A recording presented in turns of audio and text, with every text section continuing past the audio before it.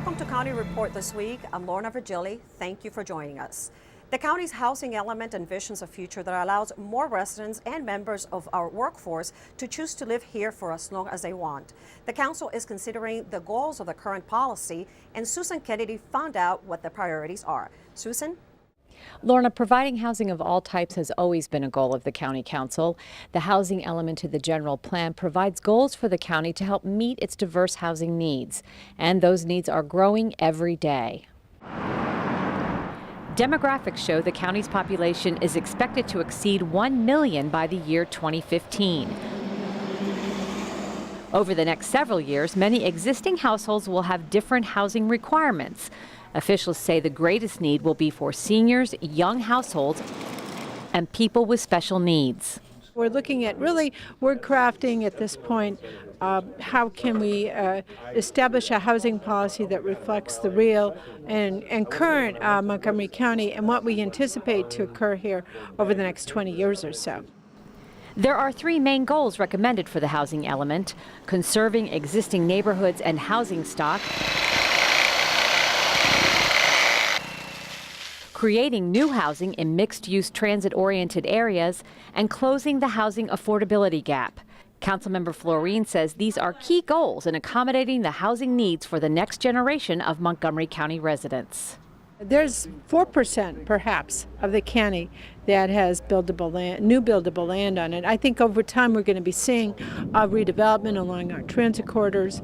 That's the expectation, and I think this plan is going to recognize that the future of housing in Montgomery County is not going to be really in established neighborhoods, but where things may change is in our urban areas and along our major corridors. An important item for this council this year. The Planning, Housing, and Economic Development Committee expects to finish up its work on the recommendations by the end of this month. The county executive will review those suggestions for incorporation into the housing policy. I'm Susan Kennedy for County Report This Week. Officials say increased national awareness of cases of hoarding has increased the awareness of hoarding in Montgomery County. Hoarders save large quantities of possessions and have trouble throwing them away. To address this issue, the county has formed a task force designed to help individuals who struggle with hoarding. Councilmember George Leventhal told us what's been done to address this complicated issue. It's important that individuals be aware that this is a condition, that it is something that is common to many people. It is important that code enforcement step in where a house is no longer livable. It is important that the fire marshal be aware if a home is a fire hazard. It is important that the relatives and friends of an individual who may have the condition understand that it is a condition and work with the individual to get treatment.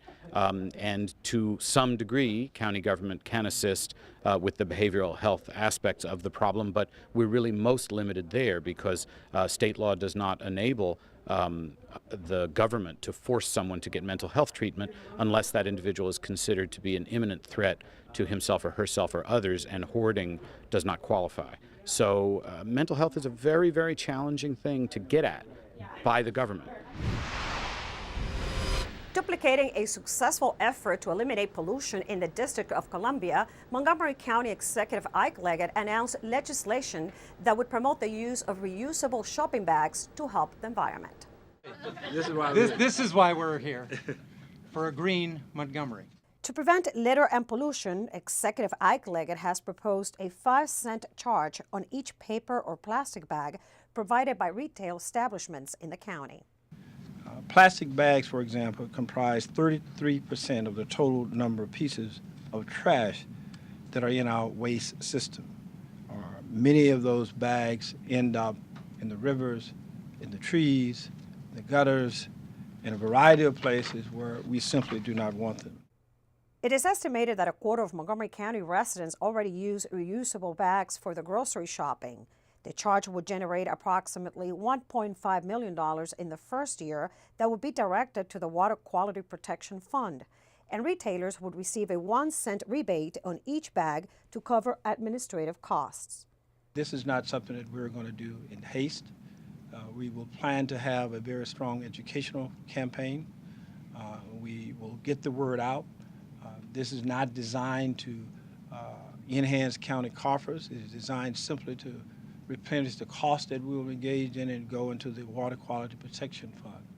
Local officials are following the lead of the D.C. bag tax, where surveys show a 50% reduction in the use of plastic bags.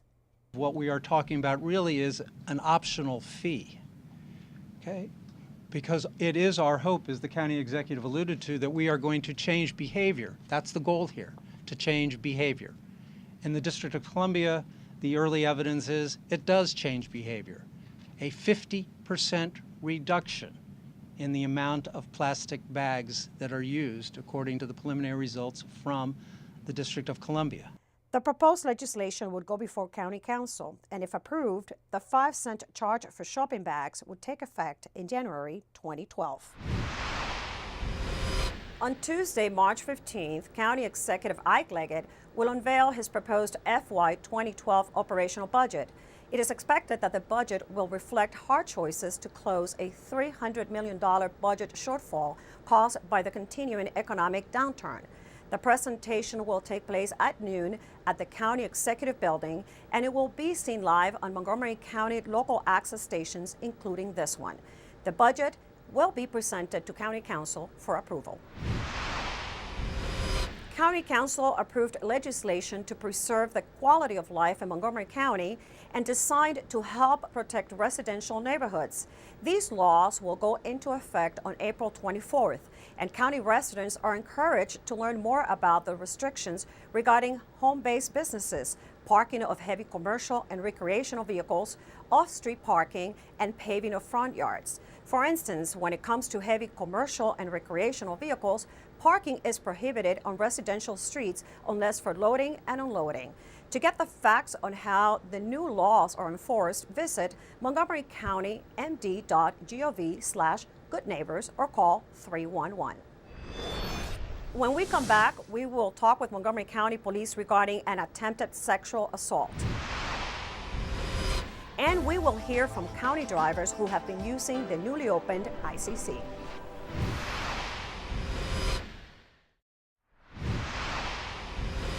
Welcome back to County Report This Week. I'm Lorna Virgili.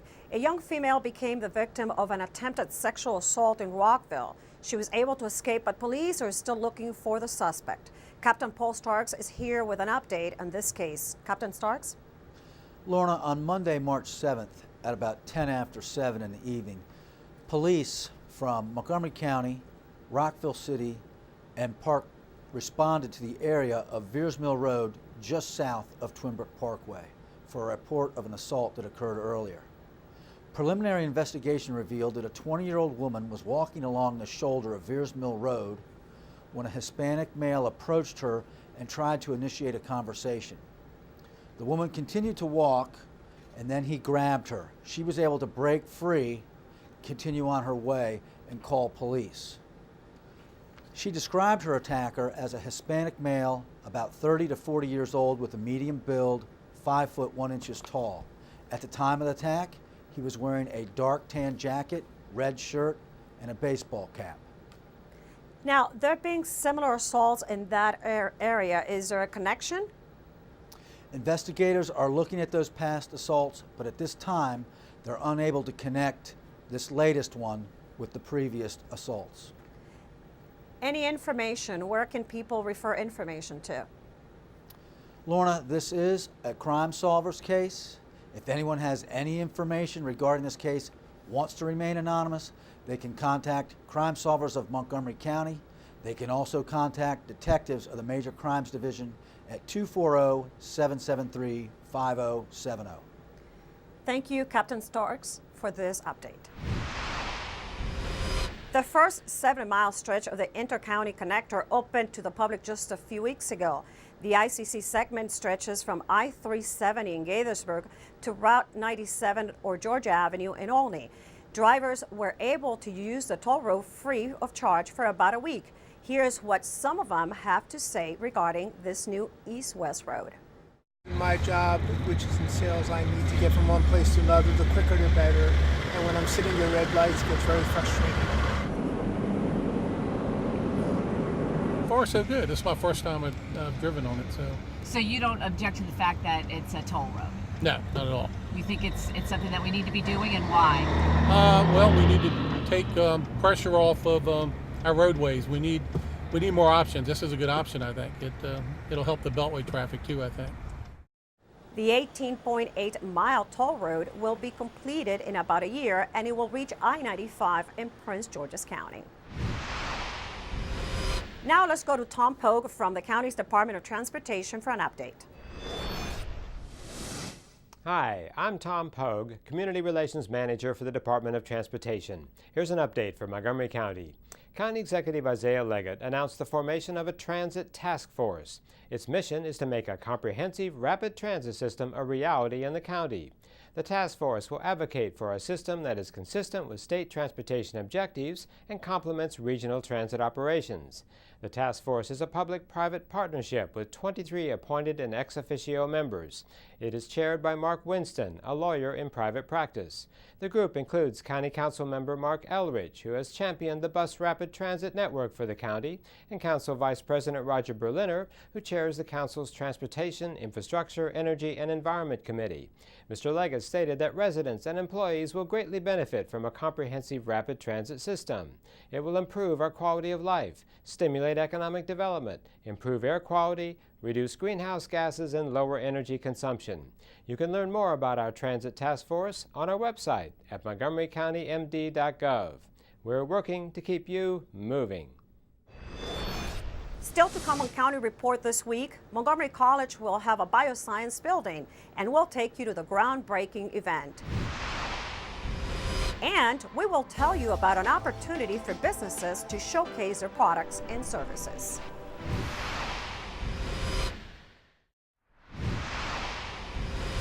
Welcome back to County Report this week. I'm Lorna Virgili. Montgomery County Department of Economic Development will be one of the exhibitors at the upcoming 2011 Business Expo organized by the Greater Washington Hispanic Chamber of Commerce. The event attracts more than 500 attendees, and the vast majority are local business owners. This year, close to 80 exhibitors will be showcasing their businesses. The Business Expo brings together federal and local government agencies, business leaders, decision makers from different industries, embassies, and prime contractors to help small businesses find new clients.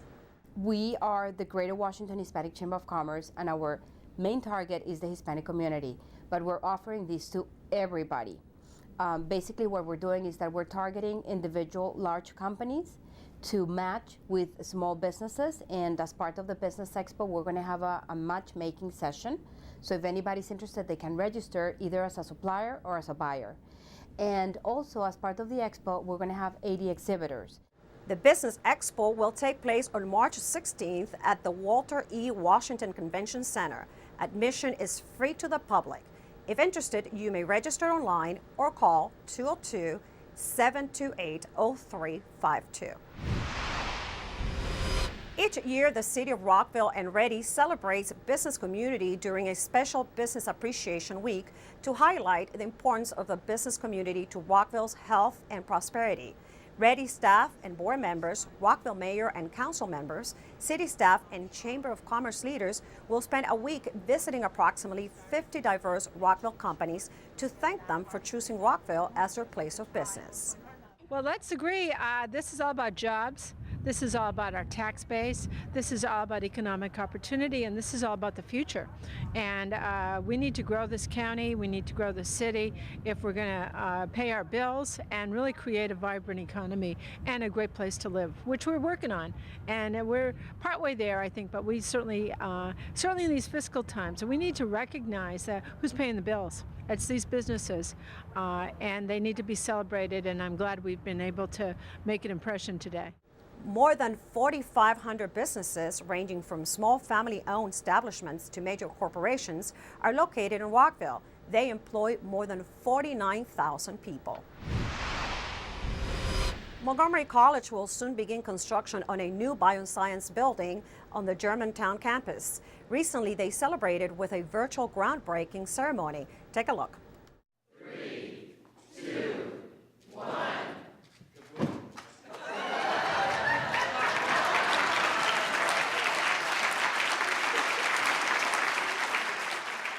Montgomery College celebrated the virtual groundbreaking of the Bioscience Education Center, which will be located on the Germantown campus.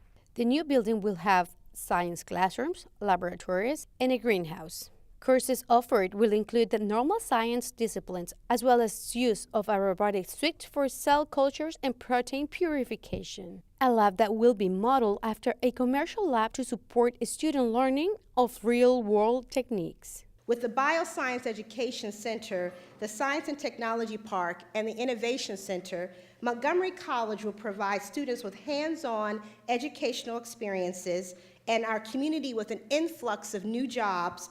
Plus, it will allow for the expansion of our academic programs to meet the rigorous demands of the new economy, science, and healthcare industries. The center is expecting to receive LEED Gold certification for its sustainable features, which include solar photovoltaic panels, a green roof system, wind turbines, high-efficiency building systems, and water-saving plumbing fixtures. About 4,000 jobs now in Maryland that have been created because of the market demand of LEED certified buildings. Developers are figuring out that they can get a higher rent when they have buildings that actually do a better job of reducing electric costs, reducing the impact on the environment, reducing the impact of the stormwater runoff and the like. So that's why even in the toughest of times, together, your state, you have invested a little over $33 million to make this center possible. This week's Pet of the Week highlights Typhoon Fred, a large coonhound with lots of energy. Here's Kathy Stanhope with more. Hi, this is Kathy Stanhope at the Montgomery County Humane Society with your Pet of the Week. And I am here with Typhoon Fred. Is that not a silly name for a magnificent dog? Yes, it is. Typhoon Fred is about a 7-year-old black and tan coonhound. And this is a magnificent animal. He is gorgeous, he is friendly. I don't know if you can see it, but he is very big. He is a very large dog, and he was unfortunately given up by his previous owner. They were moving and couldn't keep him, but he is just desperate for another home. He's a friendly guy. He likes other dogs. He likes cats. He might not be so great with kids, or at least not small kids, because as I said, he's very big and he is very strong, but he's nice. I just met him a few minutes ago. He's been very easy for me to handle. You wouldn't really want to send him with a child to go out for a walk because he might get a scent and go running. And that's something I want to mention about coonhounds. A coonhound, any kind of hound, is really best owned by somebody who's got some hound experience. They really can't be let off the leash very well. They have those wonderful noses, and they get a scent of a squirrel or a rabbit or anything that catches their fancy, and they just run. So you really have to pay really close attention when you have a hound dog so you can keep track of them, because they get lost very easily. And we wouldn't want that to happen to you, would we? No. But Typhoon Fred would love to go home with you. He is a great dog. Come down to the Montgomery County Humane Society and meet Fred and another dog just like him. He's a great guy. Visit us on the web at mchumane.org or give us a call at 240-773-5967 and come and meet Fred or another dog just like him, and you might go home with your new very best friend. Coming up, we will go to Brookside Gardens and show you how they're featuring plants and the arts. And Montgomery Blair bocce team won a very special state competition. County Report will be right back.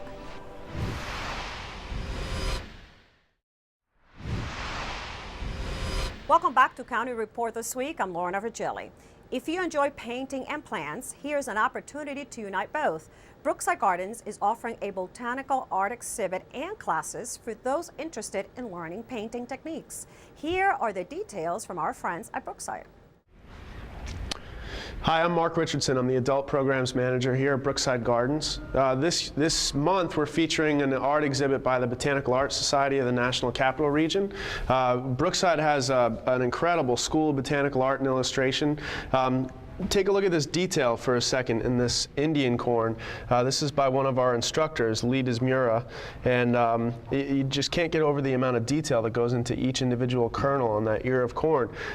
The school's curriculum was designed by world-renowned botanical artist Margaret Saul, who's from Australia originally, and she developed a curriculum that really teaches technique from start to finish. If you drew when you were a younger person and you'd like to get back into some art, and it's really a labor of love. The folks who are in the school just really enjoy what they're doing. They have a great time doing it. So a lot of techniques for seasoned artists and a lot of beginner courses for people who are really just starting out. Most of the classes are held in Bethesda at Brookside Gardens, which is one of our sister gardens. It's operated by Brookside. And really small class size, usually about 8 to 10 people in each class, a dedicated core group of instructors, and just a fabulous curriculum. So look for us online at parkpass.org or at brooksidegardens.org for more information about the school. The Montgomery Blair Bocce team won the state's first ever high school unified bocce invitational on March 3rd.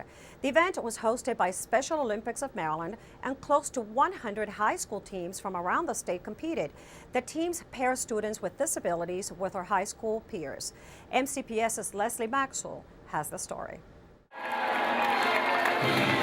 Bocce teams from across the state, including 3 from Montgomery County. Hey, let's hear it for Montgomery County Schools! Converged in Sykesville, Maryland this week for the first ever state high school bocce championship tournament. The Special Olympics of Maryland hosted the 600 bocce players for the day-long event. Bocce teams, new this year to MCPS, are made up of special education and regular education students and are part of the county's growing corollary sports program. Montgomery Blair, Bethesda Chevy Chase, and Magruder High Schools all had teams vying for the title of state bocce champion. They get the team building, the interactions with other students. They get a chance to be leaders in a group, make their own decisions, adhere to schedules, all that sort of thing. And then on top of that, you have the corollary aspect where you have some special ed and some regular ed students. Most of the students who joined the bocce teams in MCPS had little to no experience with the sport that comes from Italy. And for many of them, it was their first experience playing a school-based team sport. And so it's nice to be in a place where it's not about the competition and it's about working together. And especially when we play other teams and we don't know the other people, but everyone's cheering for each other. The whole stadium cheers no matter who gets the good shot. For Bethesda Chevy Chase student Izzy Kessler, being on the team is an important part of her high school experience. It's a great experience for me. I enjoy making new friends, and I definitely want to think about doing it for next year. And as the MCPS bocce players and their competitors made clear, what appears to be a quiet, laid-back sporting event sparks a competitive spirit that rivals any other sport.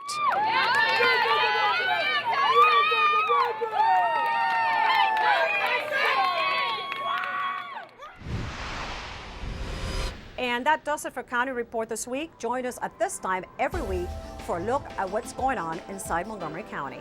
I'm Lorna Virgili, and thank you for watching.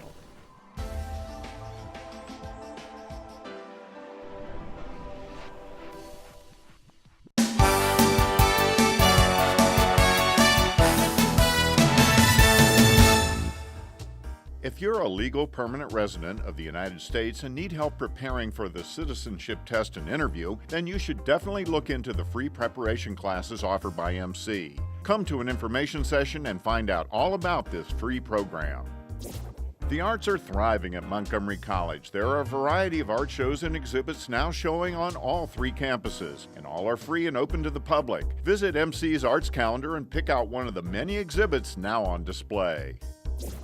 Congratulations to the MC Rockville men's basketball team for winning the Region 20 championship 71-62 over CCAC Allegheny. Knights forward Enos Watley was named tournament MVP, and Watley and MC forward Bobby Bosles were also selected first team all-tournament. For more information about the endless possibilities at your community college, visit our website.